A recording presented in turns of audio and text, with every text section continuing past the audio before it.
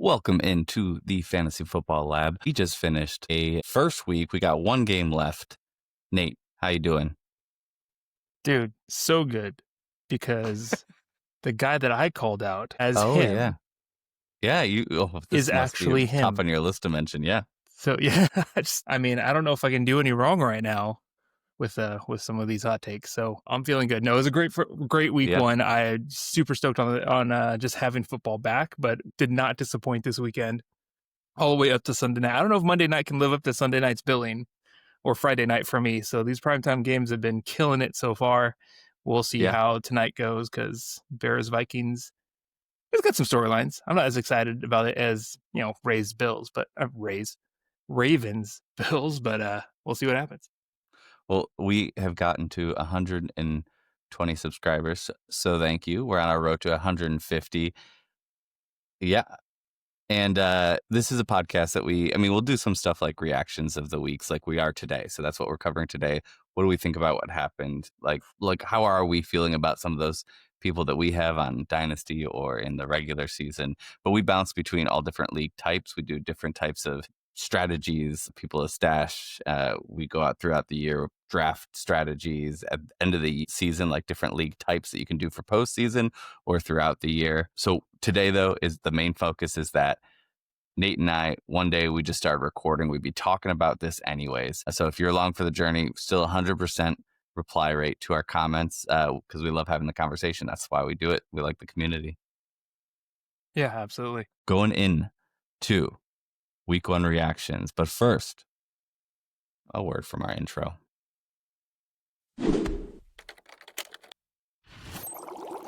Welcome to the Fantasy Football Lab.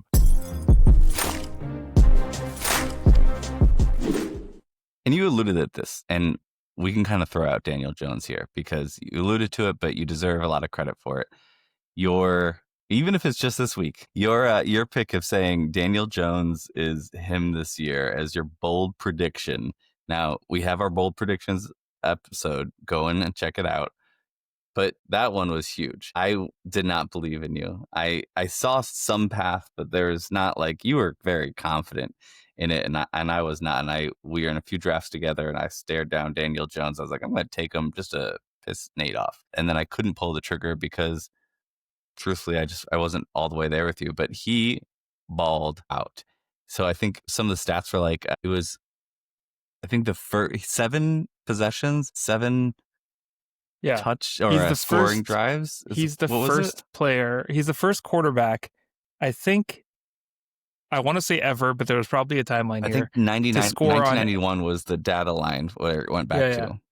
For every single offensive possession that the Colts had, they scored. Every single one, all the way to the end of the game. It's never either 1991 there was one stat where the record was 7 or something, but I don't think it's ever actually happened. I have to spot check that. But the reason for this is because if you take kneel downs at the end of the game, like a lot of other players do, that counts as a possession in other situations. So this happened to be one of those things where no kneel downs happened, game ended, scored on every single offensive possession. I mean, Peyton Manning eliteness for the Colts. I mean, come on. Obviously. I think one of the first big things people would notice whenever I get my shot at head coach or offensive coordinator for the NFL, I think the thing that people will notice first is when we are taking a knee, I will put in the backup quarterback to take the knee to not hurt people. I've heard too many stories about people losing on a kneel on Monday Night Football or something like that. Your quarterback did so awesome, won you the game, and then took a knee to lose you the game. So I think people would be probably pretty upset how much I think about fantasy football as a coach. I'm sure NFL GMs everywhere. NFL GMs everywhere are going to be super excited about it. It would be great if we could have Arlen, but he's a little too focused on fantasy football. Yeah. Too worried about personal stats out there for sure. No, honestly, all joking aside, Daniel Jones, I think he's built for the Steichen offense.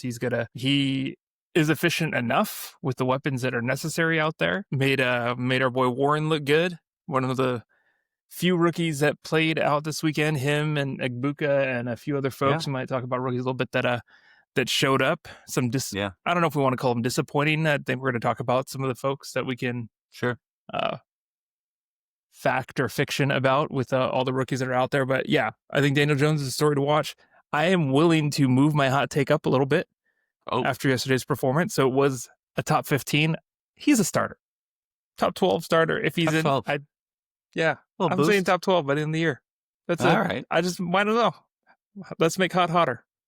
Okay, let's do it. So you mentioned in the beginning, like, not too exciting for today's game, Vikings versus Chicago. But the piece that I'm really curious about from this game is because we'll talk about some of these players from Detroit and how their offense was lacking. Oh, yeah. Now, Chicago, is that why your offensive coordinator left, who went to the Ben Johnson went to Chicago? Is the Ben Johnson effect real? I think it gives us our first clue of like how, because I think there's a lot of players on the Detroit that you can buy low right now. But I think I'm going to calculate part of that as like, what does Chicago look like and how much of it was it? I think there's an overreaction for Detroit, but yeah, that's part of the calculation. You have to look at these week 1 things and take your shot. And so like a good example of somebody who kind of balled out, did a little better than I thought he would, is Bill Krowski. And Bill Krowski could turn into nothing immediately, because it's still, who knows, but 82 yards like a touchdown. He was solid with back and forth with Eckler. Now, does that turn into something, or was that just that game and how it turned out? But you got to shoot your shot.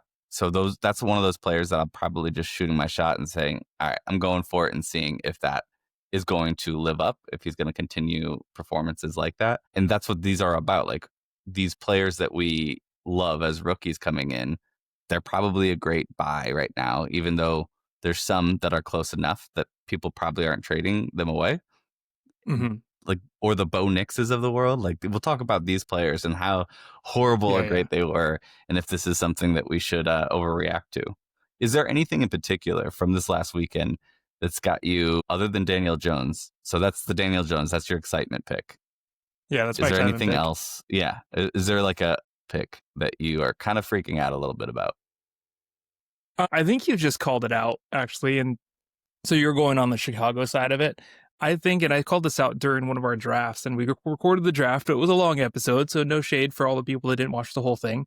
But during that, we talked about the Detroit players, and I think holistically, one, the Ben Johnson effect, and two, just the gruesome tiredness of the long seasons effect, the factor that I think can't be underplayed, that Detroit has been almost there for like the last 2 or 3 years. They've been like that Cinderella story that almost made it, like didn't quite Cinderella, that they didn't finish the story, right? You can only do that for so long before, they just become, that's how Detroit plays. And I think they're just they can just be getting tired, can't figure out how to get over the hump.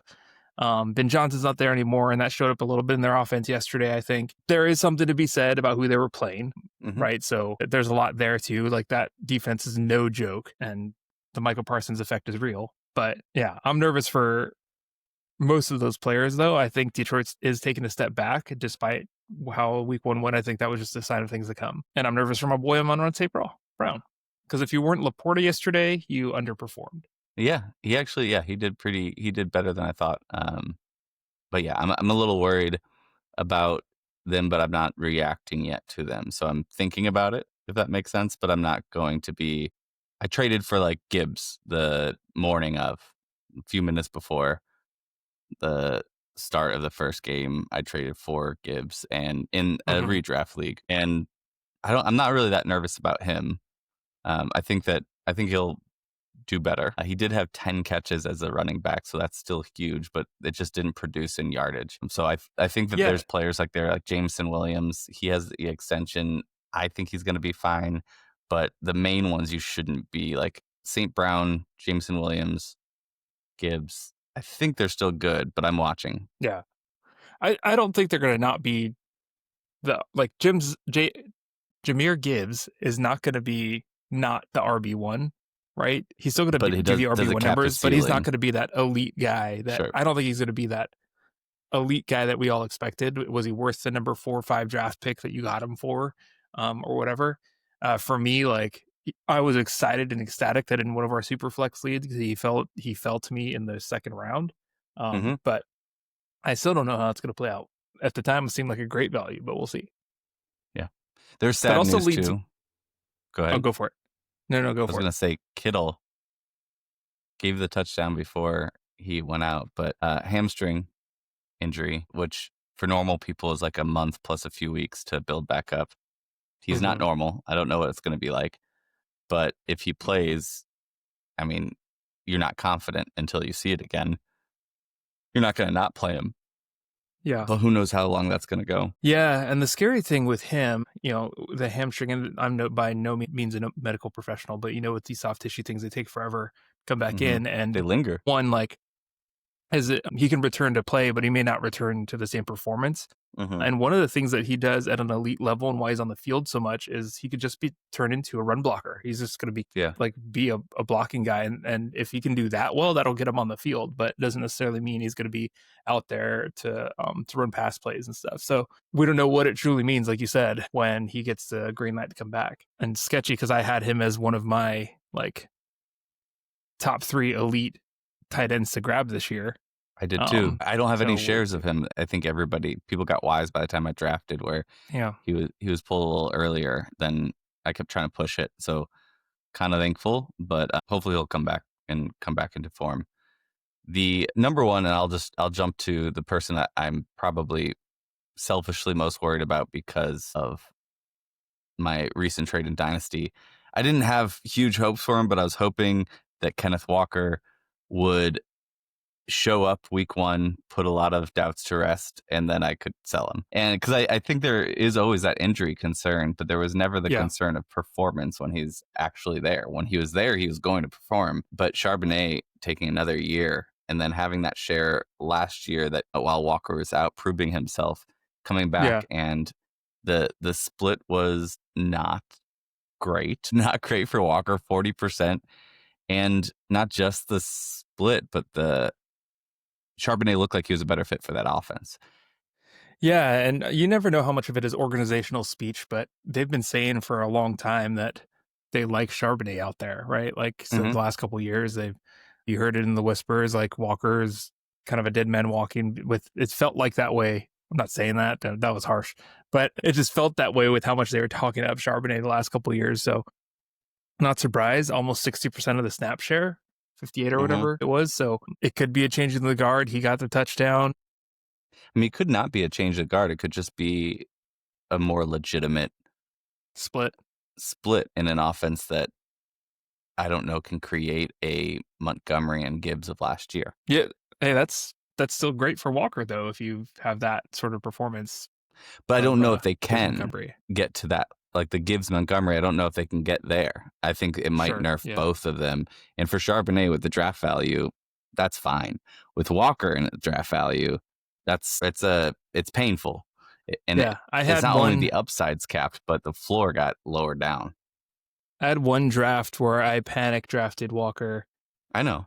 Because I couldn't scroll up and down enough to go find Henderson before the one where I got Charbonnet later. And that's where you got Charbonnet. Yeah. Because you thought I would be angry about it. Just so you know, now that we're a few weeks after the fact, I was kind of angry at you about it, but I didn't want to show it. All right, fair.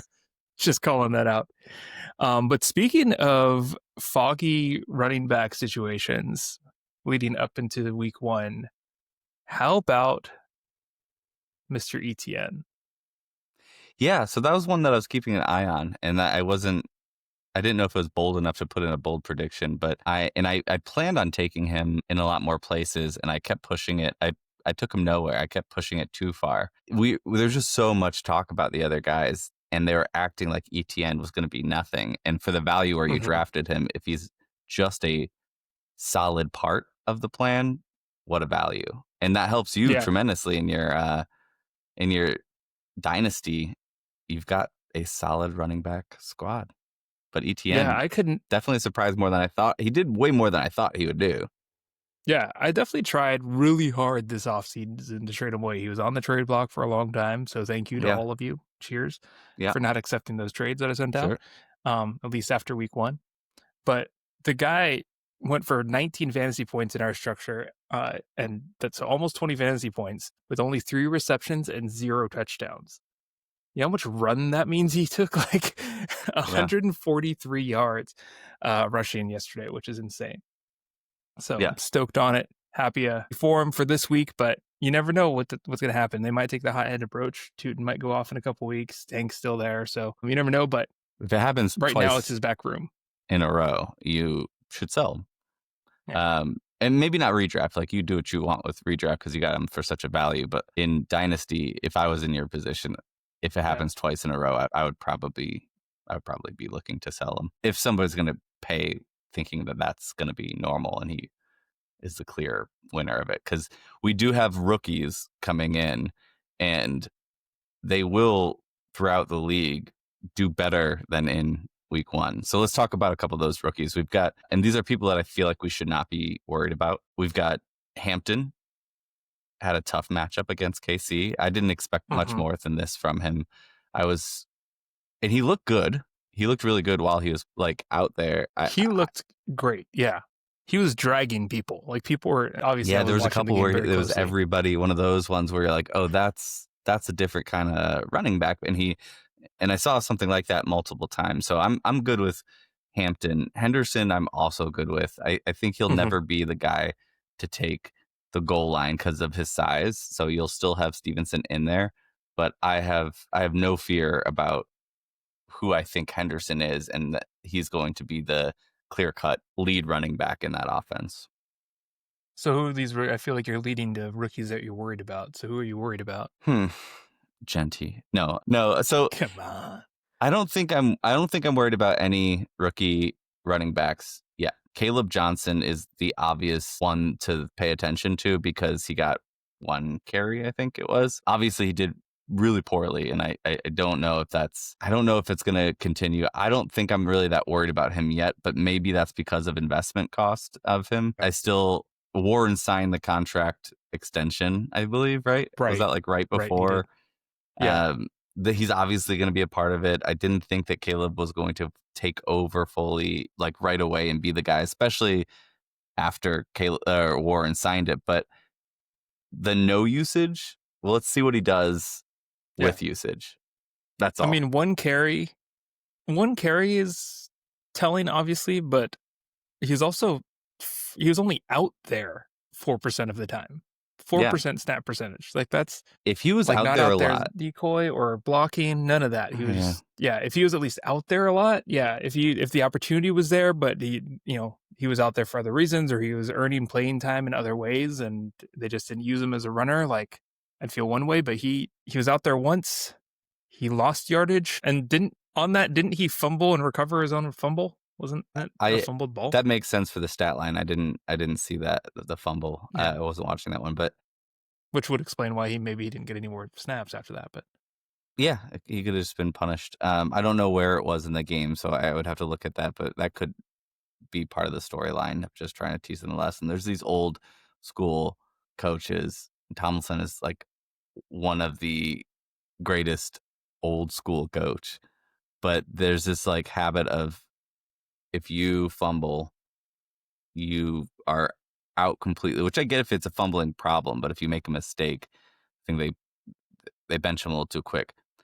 Scatterboo. The other part of it, though, well, just one last thing, just to come to Caleb's honor a little bit, is that they were using him heavily as a kick returner. So he did do 5 kick returns, 132 yards in return. So maybe that's just where they want him right now, and have him earn his stripes a little bit. Yeah, I think it's more of that situation than he's a bust. So actually, I'll pause from the rookie running backs for a moment because I want your opinion on this one, and hopefully this other person's not listening. So Henry killed it. Bro. He's amazing. I'm a championship, like I'm going after a championship again in Dynasty, right? That's the type of team mine is. And Henry, no doubt, will help me more than Caleb get there. But part of me is wondering, I trade him for Johnson and maybe something and just hope that works out, because Henry, what he's got this year, maybe next, no one knows. He's 31 years old. He didn't look like it. But does he make it to the end of the season? Does he make it? I mean, I think the smart play is keep him if you're going for a championship. So that's my official advice. But you know how I play differently, and I take these stupid risks because they're fun, and I like trading. I mean, if you could traded get Saquon Johnson and something else, another asset that is like, I don't know, a future first or something like that, or a future second, would you trade Henry in Dynasty away for Caleb Johnson and a second or first, since it was so bad? I think if you offer it, I don't know who has Caleb Johnson in our league right now. I'd have to take a look. But, Taylor. Okay, so I think if you offer it, if I'm on the other side of that, I'm only taking that trade if I'm also in the running. Like if a killer running back freak athlete like Derrick Henry gets me into championship contention this year, I take that trade. Otherwise, if it's not this year, I'm not taking it. Yeah. In your shoes, like, I really want to tell you to do that trade. Because you want me to be worse this year. Okay. I don't think that Derrick Henry is someone that you can make any prediction about. Like, I'm just at this point, like, he's not, he is him until we are proven otherwise. But I'm going to let him tell us. I'm not going to try to guess anymore. Like, I'm going to that's fair. But yeah, like his. I was thinking about it yesterday. Like, I was talking about Omar and Hampton dragging people. Yeah. I've for years have watched Derrick Henry like take hits and go like, man, why don't you wrap him up? But you should be able to bring him down. Like, what, these guys just don't know how to tackle. But for doing it for like 3 or 4 or 5 years, you cannot bring the man down. Like, no, there was no on his first like huge run yesterday, like in the first quarter, there was no gap, 0 gap. Yeah. And somehow that big old dude squeezed between 3 defenders and found an open hole and took off. Like, should he be in the conversation for the greatest running back ever? I was thinking about it after that game, and I thought because people have their sides. This will probably be a comment where people call me an idiot, but I'm also from Cleveland, so whatever. LeBron's longevity is a factor in my, like, I came to hear me out. I came to a agreement with my buddy who said Michael Jordan. I always said LeBron, and I go, you know what? I've been thinking about it for a long, and I thought about it for a while. I'm like, he's the GOAT, Michael Jordan, because there was something untangible there that people are just afraid of him, and this competitor aspect that he could just turn it on to a different level. And LeBron, I think, is the boat. He's the best of all time. Was I having this conversation with you? No, I might have told you though that's like where the agreement. I talked about this with somebody. So I think that's the longevity of LeBron. Derrick I feel Henry. like is like the Derrick Henry has that same longevity where it's like, how can he keep doing this at this level for so long? That has to count towards, there might have been in the prime 2-3 years running backs that have performed better, maybe. But he's done it for so long, and he's breaking every metric and rule. And like, it's insane to me. I think he's got to be in the conversation for the best running back of all time in the conversation. He's in the conversation. He's definitely in the conversation. I think a lot of truthers are going to fight you on it. But even to them, like, you can say whoever for that 2 or 3 year run where they might have had a better prime. But if you put it up against Derrick Henry, whatever their prime was, his prime is at least going to be a close second. Like, it's not going to be like, oh, they were far and away better, right? And then Derrick Henry hasn't taken, other than that broken foot season, like he hasn't taken a dip where it's like, oh, it's not like Frank Gore's longevity where he like pivoted in his later years to like just a bruiser that you put in every once in a while to just get a few yards. He was a get that flex down, right? He was such a long, valuable flex, Gore. Mm-hmm. Henry is a long, valuable RB1. Yeah. That's insane. I can't argue with that. It's I don't want to turn this to a basketball pod, but to me the metaphor falls apart a little bit. But all right, we can talk about that another time.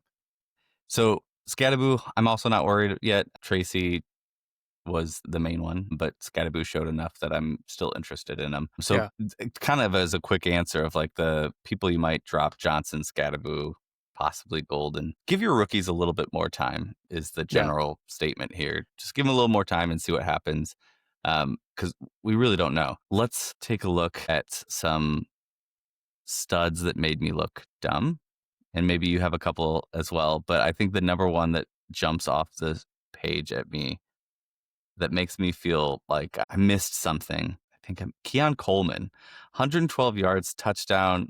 He's got the ability to be a wide receiver one, and I'll package one more other person on your team, Quentin Johnson. I don't see either of them working. And then but I saw it with my eyes that they were working. Quentin Johnson may be a little less because like the 2 touchdowns, if that's taken away, but he looked so good. So those two are 2 wide receivers that I'm like, is this am I that far off on it, or is this a temporary week 1 fling? For me, for both of them, like there's a couple of key differences, right? I think QJ, and I've been like advocating for him to kind of fall off and for us to, like we've got Keenan, we've got Ladd now. We got a couple of great rookies that look awesome, right? Trey Harris. But QJ was clearly a part of the plan throughout the game. They had plays drawn up for him. He didn't drop them, so he's not going to lose that time, right? That's always kind of been the case. Like he's dropping passes, so he loses more and more playing time. But they always want him to be the guy or a guy on this team. He's far from the guy, but he's a guy on this team that they're going to depend on. Keon Coleman, on the other hand, he went into the fourth quarter with 1 catch. Everything happened for him in the fourth quarter. There was 7 catches. The touchdown came there. Like that, it was all and I don't know how often the Bills are going to be in that sort of desperation play mode to play catch up, right? So I don't know how much that was like circumstantial versus QJ being more a part of the plan. I mean, Kincaid even looked good, and I don't have any faith in him. He had a super long touchdown. It is circumstantial for sure. And I still hold out hope for my boy Josh Palmer out there in Bills land. Who got you 11 points yesterday? True. Bo Nix, Trevor Lawrence, Dak Prescott, CJ Stroud. Are you worried about any of these guys? I'll come back to my guy on the stud section, but go for it. No, I jumped ahead. Go for it. Yeah, man, skipping me, dude. I got too passionate about your stuff.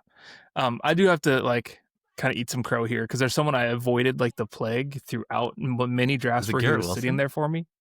What's that? No, I actually have a few shares of Garrett Wilson that I'm excited about. It was Javonte Williams. Avoided him like the plague. Yeah. Because we don't trust it out there. And I'm not saying that he's going to be the guy, but for him to smack me in the face in week 1 with 2 touchdowns and obviously it be the running back plan there, I'll take that. And so that was like my big surprise and kind of started out this week 1. I don't know how long it's going to continue, but get them while you have them, right? But jumping into your... What's that? Sell them while you have them. Oh, yeah. Sell them while you have them if you got Speaking of which, Henderson underperformed. He's crap. Williams is a star. I sent you something that you still haven't answered in our... Which one is it? In our... Which league? One of the leagues. It was in Cleta Bay. All right. So Henderson, Javonte Williams. Henderson and $30 FAF and Javonte Williams. Or for Javonte Williams. What do you think? I saw that. Yeah, I'm passing on that because I'm going to take your advice. That was also my advice to hold on to your rookies for a little while longer to see how it goes. Well, there's a decline button, you tool. All right. Anyway. All right. Are you worried about any of these quarterbacks? Bo Nix, Trevor Lawrence, Dak Prescott, CJ Stroud. The only one that shows up on here that people hold them in the same conversation as my boy Justin Herbert.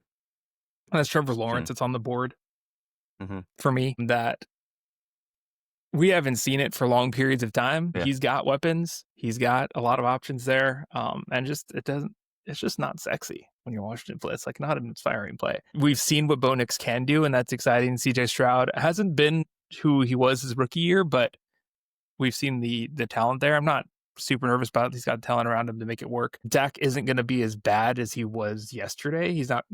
I don't think he's going to be breaking into the top 5 or anything, but it's got to get better than it was yesterday. Whereas Trevor Lawrence, I don't know. Yeah, Trevor Lawrence and Stroud, I'm worried about, but I wasn't really super in on those guys. So maybe that's like confirmation bias. Dak Prescott, I'm not worried at all about. I sat him in a super flex because I didn't feel like that was a good play against, like on that Thursday Night Football. I don't know. I guess I didn't see it, but I sat him. I expected it. Hopefully, maybe that's making me feel like a little confirmation bias. The other one, though, Bo Nix, I'm also not worried about yet, but I thought he was going to be pretty big. In my bold predictions, I even put him, what, top 5, top 3, something like that. You put it pretty high. He's going to have to do pretty well to catch back up. I put him pretty high, and I have a few shares of him, so I'm a little worried about Bo because I have him, but I think that I'm looking to buy him, I guess is the easiest way to say it. I don't think that continues at that. I don't think they don't fix that. Yeah. I need CJ Stroud to not be someone I'm worried about because I need him to make Nico Collins someone I'm not worried about. Yeah. Well, Nico, that was tough. He had 3 catches, 25 yards. And this goes for the same thing for Stroud, which is the offensive line. It's really, really bad. I think that's probably the play itself. They could have both done better, but the offensive line is not helping them. And I feel was it them who traded away a few like offensive linemen this? Maybe that was I'd have to look Dallas. back. I have to see. But either way, the ones that they got to get somebody else in. I think that's the biggest problem there. I don't know if they can fix that. And I think Nico is going to be fine, but I think it's similar to the other situations we talked about where the ceiling's lower. I looked at Nico as a possible like Jamar Chase Justin Jefferson step up this year. And I don't see that happening, but I still see him as a contender, a top wide receiver. Will just probably like bottom part of the top 12. That's If right. that Jamar continues, Chase is obviously Jamar Chase has obviously taken a big step back this year. So Oh yeah. it's okay. Yeah. People who we should go after and Clearly buy sell. if people are freaking out. Yeah. Take your Egbuka, who was awesome, and sell him for Chase and give whatever else you need. Because I'm happy to buy Sell Jamar. Chase. Thanks. That's great. All right. Let's see about some people that were some other people were worried about here. Tyreek Hill is the same as some of these other ones where like I'm almost not worried because I didn't have any expectations. I wasn't bought in on him this year, and I if you were bought in, then the answer is yes to be worried. I don't think that Miami's got it, but I don't think that he's gelling right now with them. Yeah, I don't think, first off, like if you were high on him, boo on you, whoever you are out there. The signs have all been there, right? Like, and I heard someone breaking this down, and then one of our buddies in one of our leagues actually called it out in one of our chats here. And I agree. I think Miami's one of those offenses is getting figured out, right? I think it was Daniel Dopp. I was listening to a podcast earlier today, and he called out that like it's like your starting pitcher is going around the rotation a few times. Mm-hmm. And your starting pitcher starts, first 3, he's striking out everybody during that first rotation around. Second rotation, people are starting to figure him out. By the third rotation, home runs are getting hit. You got to bring your relievers in because he's lost his stuff. Like I feel like that about the Miami offense here. That 3-ish years in, people have seen the tape. They know what's going on. They're figuring out ways to defend it. And it's just not to the same level, right? Yeah. Like they knew what to do, but they couldn't do anything about it before because he was the fastest guy in the field. And unless you maintain being the fastest guy in the field who has hands, you slow down and you haven't actually had a full career of practicing the contested as much because no one was around you by the time the ball got to you. So I would probably overvalue if he was traded back to the Chiefs this year, which I could totally see happen, especially if Worthy's injury is going to last a while, and they need that, then that'd be cool. And I think that they could get him for probably pretty cheap. And I would love him at that point because of the familiarity, and I trust Mahomes in that offense. Where it stands right now, I'm taking anything to get him off my team if I have him, which I luckily don't. How scared should I be about Brian Thomas Jr.? I mean, this kind of leans into Trevor Lawrence, right? Yeah, and Hunter. And how many can he support? You got Hunter there. He's got so many weapons in the back. Strange is a real player in that. Yeah, for sure. As a pass catcher, right? So, yeah, I mean, I wouldn't be worried. Brian Thomas has shown that he can be a target eater. But you got to be in a situation where you trust Trevor Lawrence for that game or that week in that defense they're playing against. He's not going to be one catch out-targeted by Travis Hunter every single week, but he was yesterday. So I'd be I know. cautiously hopeful that better weeks are ahead. No, I'm like, I sent out a feeler, not sending the trade, but I was like, to the Dynasty, to the Mbuka owner, I was like, I mean, would you do Brian Thomas for Mbuka? I don't think that's the right move. I don't think I should. But his cap for this season in my head got adjusted pretty quick, where it's Hunter got targeted a lot. Maybe they're trying to force him in. I think it should be said that ETN altered the plan because he was so successful on the ground. I don't think that's every game. So I think a lot of yardage gets taken away with that. It was a weird game anyways, with I think that one had a The decent stoppage in play. delay. Yeah. Yeah. So I'm not doing anything yet with him, but in my mind, I'm adjusting is he going to be a complete target hog? Because Hunter, the thought was Hunter, if he's not like a top offensive player, then it's just helping Brian Thomas out a little bit. But he was a top offensive player. Like, that's in their mind, that's where Hunter was. I think that probably continues. In that case, I mean, in every game script where you need to air it out to catch up, you've got Hunter playing more. Why? Because they need more on offense. So in the game script even calls for competition. And I don't think Trevor Lawrence is somebody who can really support it.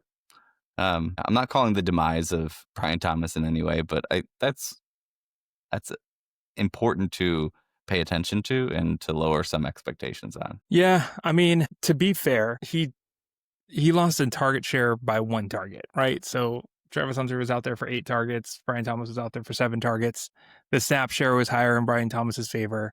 So I think it's just going to go week to week. It's just going to be hard to predict who's going to be the guy every week. Yeah. So there's going to be weeks where Brian Thomas is the guy. So you just got to make sure you know which week to go ahead and start and be able to read Trevor Lawrence's mind about who's going to favor that week. That's not hard. All right. Terry McLaurin, a little worried about him. Debo in there. Yeah. It's a real thing. And Terry McLaurin, we've seen it time and time again. If you hold out, and I didn't buy any Terry McLaurin this year because if you hold out, it's like one of the lessons that I just have started to lock in. If you go through missing all of training camp, holding out because of a contract issue, or you miss training camp as a whole in general, I'm out. I don't want any part of it because you could be fine, but that people are drafting you to, oh, he's back. By the draft time, everyone's going like, okay, let's get him. He's back. If you didn't get a value before you signed on him, then I think that it's almost automatic that you'll probably lose value with him throughout the year. So McLaurin missed all of it. Ayuk last year, same story. And the thing that happened with Ayuk last year is he was not great coming back from it. And then he got injured, which is not a coincidence. There's also a higher injury rate when you miss all of training camp and you're just not in form. So I'm not calling for his injury, but I'm saying that there's still the worst case ahead. Mm-hmm. I'm good off Terry McLaurin. I'm not buying any shares. If I have him, I'm probably going to wait for a decent game and sell him. Or if somebody believes in him now, go ahead. Yeah, I'm of the camp that there's better days ahead for him. I didn't have high expectations for his first few weeks coming back because of the missing camp, but he's got such a chemistry with Daniels that I think it's going to come back and he'll be all right by, I'll call it week 4, week 5. Okay. Where they'll look good. Debo clearly had already built some chemistry there, and so of course they went with the hot hand that that had been there for camp. That's right? fair. So that was just a part of the plan, I think, and so it'll balance back out. They're way too talented and way too good of a quarterback for them to not be all in on all of them. Pay your players earlier. All right, Mark Andrews. I know I wasn't in on him. Same thing. Didn't look great in a matchup where they scored 40 points and still didn't look good and only had 1 target, 1 catch. 100% catch rate. But even still, it might be a pickup likely situation. Yeah, I don't think Likely's coming back this week. He's still out. So if he's still out there in waiver wires, or people have dropped him, or people need the roster space that don't have room for him in the IR or something, go buy him. Because I'm out on Andrews. Unlike other players that we've talked about, I think his age is showing. Unlike his teammate Derrick Henry. And is there something to be said about that last play of last year is just living with him and dropping that 2-point conversion, and that's just like dictating his future now. Not to be that I mean, dark, but I think it's been over. Njoku, though, he was one I did believe in. Rookie tight end Harold Fannin comes in with 9 targets, 21% target share. This is not a changing of the guard, in my opinion, but there's somebody very competent. You also have Tillman catching the ball and Judy catching the ball. They looked good, especially Tillman, and this is can Flacco support that many wide receivers, that many pass catchers? pass catchers, yeah. I don't know. I don't think so. So we have some major injuries, I say we because I'm a Browns fan, on defense, because we slapped the Bengals in the face and should have won if we had stupid kicker that could kick. But anyways, we're not going to be in games where we're chasing it very often. What's that? So I wonder why they have kickers in the NFL still. It's so dumb. Plan, especially once Judkins comes back, is to run the ball, rely on your defense, have low scoring games. I don't see us increasing the targets by much. And at that point, Njoku, I don't think that he's valuable. I think that he's valuable for a flex, but the upside is gone. You could sell him if you can sell him now and people believe in him.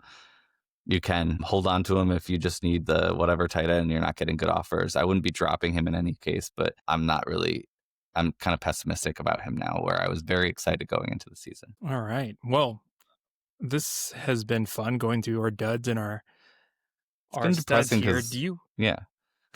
What's that? It's been a little depressing because I think we naturally focus more on the should we be worried? Yeah. Let's end this on a high note, though. Like and this wasn't on the borders, anything we talked about beforehand, but based off of week 1 and our overreactions, what is your new bold take going for rest of season? What did we see that's going to hold on for the rest of the year? I've got one. It's a homer take. Big surprise. They're the easiest ones for me to make, but I'll let you go first. Or unless you want me to go first. You should go first because you sprung it on me. Okay, that's fair. So I'll make another quarterback take. I wanted to see it first. It's something I believed when I was talking about how I felt about Mario Hampton a couple weeks ago, but I think they're going to let Justin Herbert be Justin Herbert. I think you're right. And with that being said, he breaks in finally after years. He is going to be at the end of the year a top 3 with no legs. He doesn't have no legs. He can do that. He can still do the legs. He uses legs when necessary. And I'm going to say that it's going to be Lamar Jackson, Jalen Hurts, Justin Herbert at the end of the year. Sorry, Josh Allen. And what? And Jaden Daniels. Oh, yeah. Yeah. Jaden Daniels will be outside looking into. Actually, no, I'm going to leave it. I was thinking about flipping Jaden Daniels for Jalen Hurts, but I'm going to leave it. No, I think you're correct. Not in that he's going to, but those guys should probably finish above. All right. My new bold prediction. Oh. All right. You kind of threw me on the spot, but I've been thinking about it, and I tried so heavily this offseason to buy him over and over and over again. And while I was waiting for you to join the room, I also sent a trade offer for him in Dynasty. Tyler Warren is top 3, and I stopped myself from saying top 2 tight end this season. I'm going to say it. He's a top 2 tight end this season. Can we hit multiple years in a row of top overall? Possibly. Bowers is still a god. Banged up, I think he's fine. We've got McBride. The upside is capped. Not capped. He's a god. But if Marvin Harrison Jr. does take a step up like he did this last week, where if that's a norm, then that will cap a little bit. I think he can be a top 2 tight end this year. All right. Whew, little pathway cleared up a little bit with Kittle getting injured. See how that plays out, because he was the kind of de facto top 3 person. But you said top 2, so you think it's going to be Bowers, Warren, McBride. And then McBride. Okay. Yeah. 2 pretty bold takes, man. We'll see how it goes at the end of the year. Herbert and Warren will be top 3 in their respective positions. Sorry, top 2 for you. Yeah. And also JSN is top 5. Okay. I'll buy that. Yeah. Cooper Kupp looks done. I'll buy that. Yeah. Reminder, bold takes are bold. Not necessarily what we're projecting, but I think that this is I think it's more reasonable than it sounds. Those are our bold predictions. The people who you should worry about should not. What do you feel? What do you think? Who are you freaking out about? Let us know, and we'll talk about it. We're going to do I'm committing Nate here to another episode this week. We'll see if we can get it going, but I think we should. All right. Yeah, maybe we'll ride the time machine into Thursday's game again. Yeah, kind of nailed it for a full prediction. Like beforehand, AJ Brown did get less points than Smith. The Cowboys wide receivers did get more in points than the Philly ones. Nailed it. The score was pretty close too. I think we were only off a few points on the total score. We got the win. Yep. Look, man, I think we kind of crushed it, and we should retire on that, or we could do another one this week. Let us know. Or we could just overcommit. Yeah, we could just overcommit until we fail. All right, it's been real. Thanks for the longer episode and sticking by. Peace, y'all. Later, y'all.